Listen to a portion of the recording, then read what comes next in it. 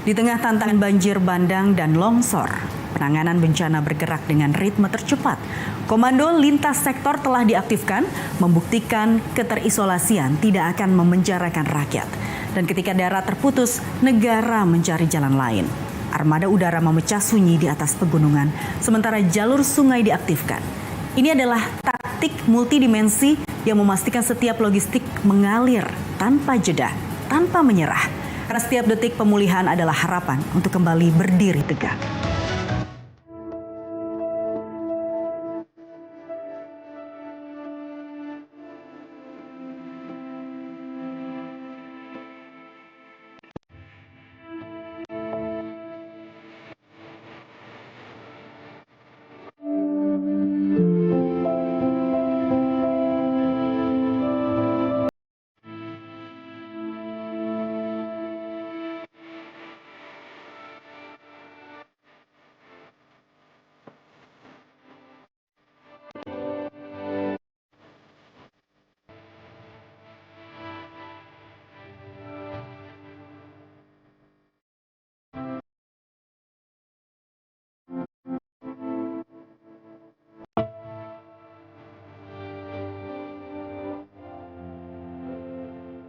Langkah terpadu pemerintah dalam mempercepat pemulihan Aceh Tamiang tampak lewat pengerahan truk BBM, alat berat, dan kendaraan logistik yang bergerak dari Medan menuju wilayah terdampak. Arus distribusi dinilai krusial karena kebutuhan dasar warga harus terpenuhi selama masa darurat. Video pemantauan udara memperlihatkan antrean truk melintas di ruas yang masih tergenang.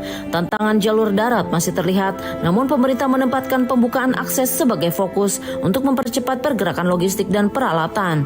Dukungan sektor energi, pekerjaan umum dan transportasi diarahkan ke titik yang paling berat terdampak.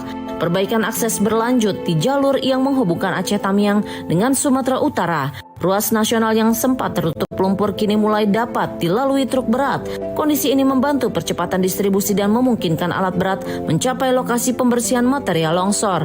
Tim di lapangan tetap mencari warga yang belum ditemukan, dengan jumlah korban jiwa terkonfirmasi mencapai 22 orang. Selain jalur darat, pemerintah daerah memanfaatkan sungai untuk menjangkau desa terisolir.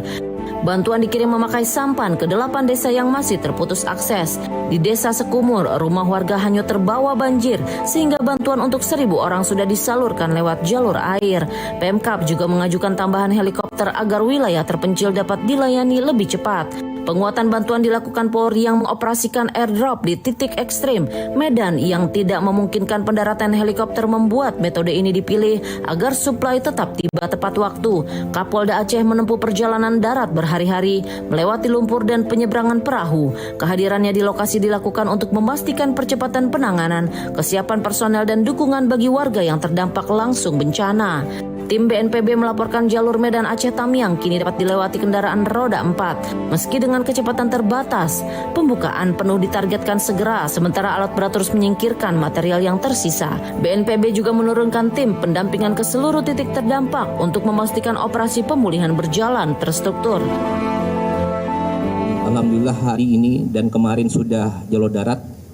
Kita harapkan bersama penyaluran dapat dimaksimalkan, dan terima kasih kepada seluruh elemen kementerian, pemerintah, Pemprov, juga organisasi kemanusiaan lainnya, dan bahkan pribadi, swasta, dan sebagainya yang bahu-membahu menyalurkan bantuan.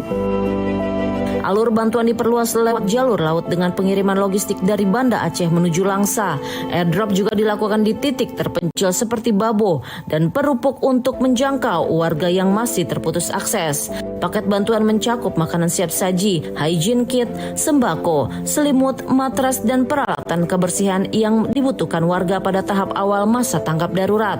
Pemerintah memastikan koordinasi lintas kementerian berjalan intensif. Setiap kanal distribusi, darat, air, laut, dan udara dioptimalkan untuk mempercepat pemulihan Aceh Tamiang. Mobilisasi besar ini menjadi fondasi penting agar kebutuhan dasar warga terpenuhi dan proses rekonstruksi dapat bergerak stabil pada tahap berikutnya.